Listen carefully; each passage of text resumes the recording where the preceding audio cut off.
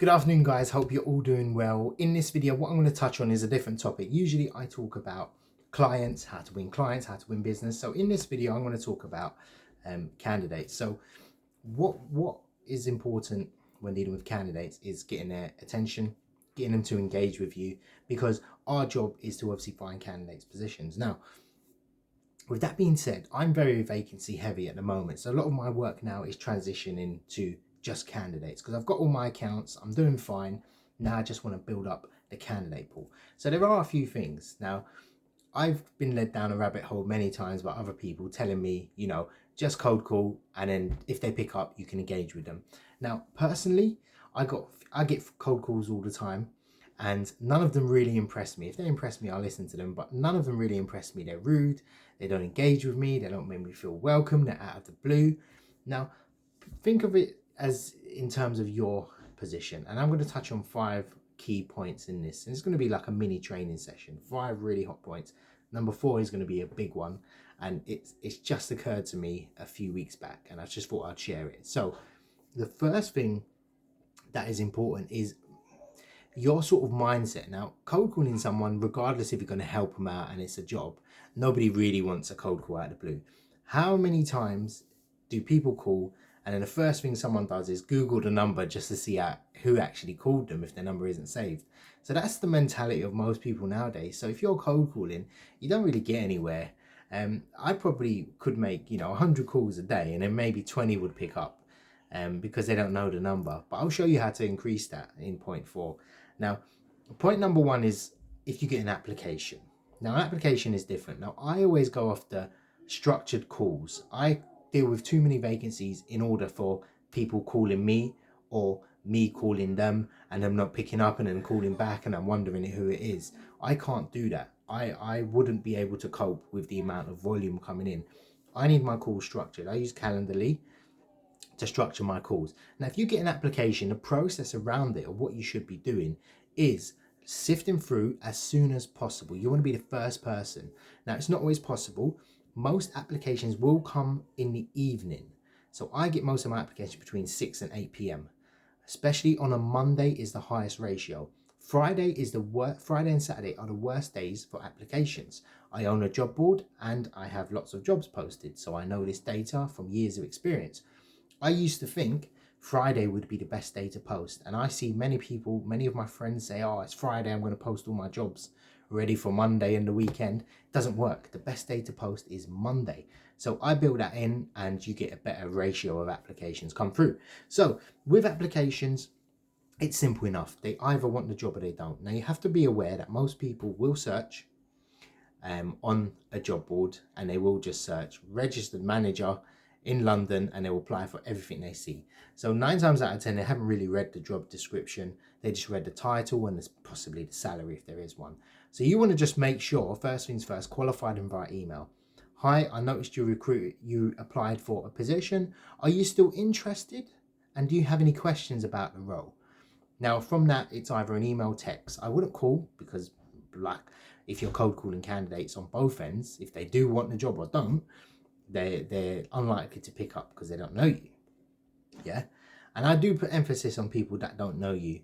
And if people say, oh, cold calling works, candidates, most of the time you're better to sort of schedule calls and work efficiently, is my point.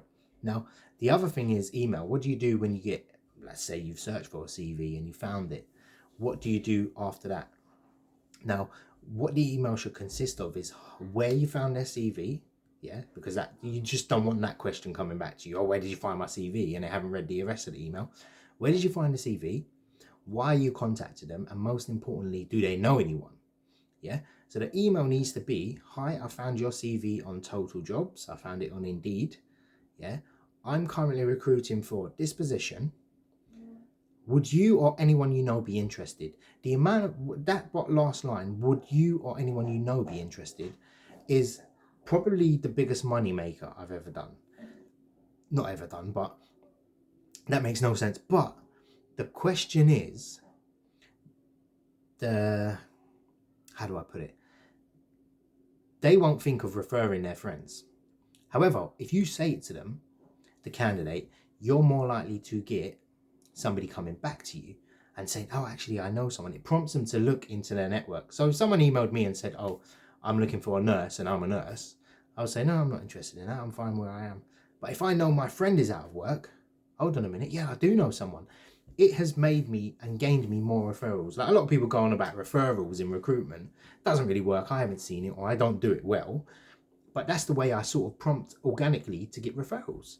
So I've literally emailed that person, but actually I've gone out to 500 people in their sort of network, or maybe not that much. But if you get the point of that, you can realize how that's very powerful. Now that applies to LinkedIn as well. The difference is, I haven't found your CV. It's, I thank you for connecting. I'm currently recruiting for this position. Would you know anyone in your network that would be interested, or yourself? Yeah, that's the same thing I send to candidates in the sort of, LinkedIn messages. I usually connect. The process is, and this is point number 3, by the way. The point is, connect with them, then send a message afterwards. Yeah, a lot of people will tell you, will build a relationship. I haven't got time to be building a relationship with 100 people I've just connected with. I would get nothing done. I don't think it's very time efficient. Sadly, we are recruiters and we're against the clock most times. We're against other agencies, we're against the client themselves. So we haven't got time to build a relationship. That would be nice if you're in a very, very small niche. Let's say you're managing directors. Yeah, you're going to be building a relationship long term, because you're going to be placing those people and it's going to be a massive fee. But if you're working on volume positions, sorry, I've just had an email come in, and if you're working on massive volume positions, you're going to be looking at that kind of attitude to be fast, quick. You want to find the golden egg and a golden nugget. So point number 4, as promised, is something I call the double call technique. Now, when I implemented this, it was off a desperation. So there was a CV that came on through a watchdog. Now, a watchdog is something you can set up. When someone puts their CV on a database, it alerts me. So it says, oh, a registered nurse, and I've been looking for this client for 3 months. A registered nurse has just put their CV on and they match the criteria I put in. So they have to be wanting this much salary in this location with this qualification. It come up. So I called, they didn't pick up. So I thought, and I messed up the voicemail, so I hung up and then I called straight back and they picked up. So what it got me thinking is, most people don't pick up numbers they don't know. However, if you get 2 calls from the same number back to back, you start to think, who is this? Is it an emergency? And you think a scam or a cold caller trying to sell you insurance or anything like that never calls more than once, because they just got to call 100 people. Yeah. I thought to myself, let me do this a few times. Literally, my ratio, most people pick up the phone if they're available. If they're not in work, they will pick up the phone. That being said, most people will call back. Now, I always say leave voicemails, which I do, but I leave it on the second call. Yeah. And I usually say, didn't mean to call you twice. Just wanted to really speak to you about a position I'm currently recruiting for. Please call me back on blah, blah, blah. Yeah.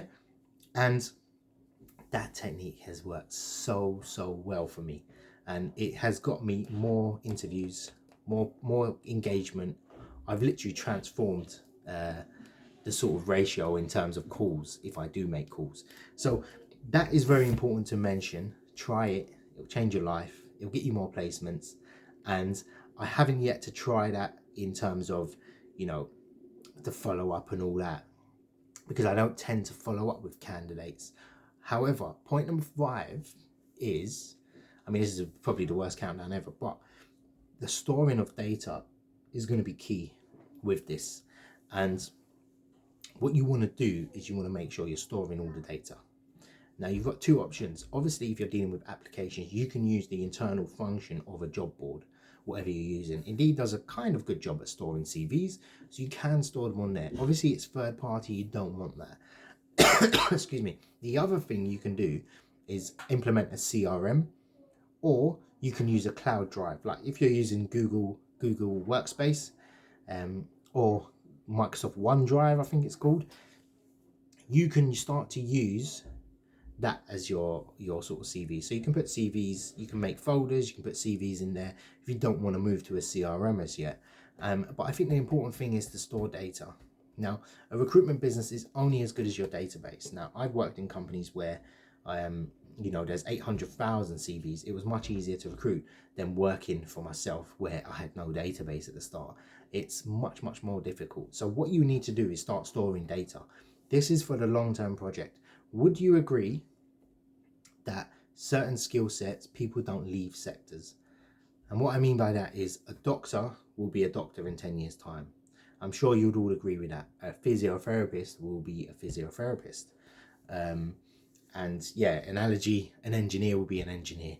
9 times out of 10, that's what they will be. So I would definitely store the data, because if they're not a candidate now, they will be in the future. So I hope that helps. To summarize, it's just a bit of information, a bit of what I'm analyzing, what works for me. Thought I'd share it, my process in terms of engaging with candidates. So as a sum up, applications, you obviously just send an email trying to schedule a call and qualify them. Make sure they read it. The salary is this, it's in this location, because you don't want to get on the phone, start talking to them for 20 minutes and then them turn around as you and say, oh, it's too far. I used to do it when I first started in recruitment. I used to talk to candidates. The worst thing I used to do is schedule an interview, and then they'll say, oh, it's too far. So make sure they know it's in this area. Be careful not to give away the direct client straight away. Second point is obviously the email. If you found a CV on a database, LinkedIn or wherever, you want to email them and say, I found your CV from here. Would you be interested in, I'm recruiting for this position. Would you be interested? Or anyone you know. That's the key point. Anyone you know. Also on LinkedIn, thanks for connecting. I've been tasked with recruiting for this position. Would you be interested? Or anyone you know? Same script. Also, point number 4 is the double call technique. Please try it. I want to hear everyone's feedback from that. If you're working at a recruitment agency and you found CVs, yeah, I mean, I wish I knew this when I was actually, working for people. They would think I'm a genius. But working for yourself is very different. You're dedicated to yourself, so not so much the company. So these techniques work really, really well. Yeah, and number 5 is obviously make sure you're storing the data. No CV is ever wasted. No candidate is ever wasted. And I hope that helped. Love you all. Speak to you soon and take care.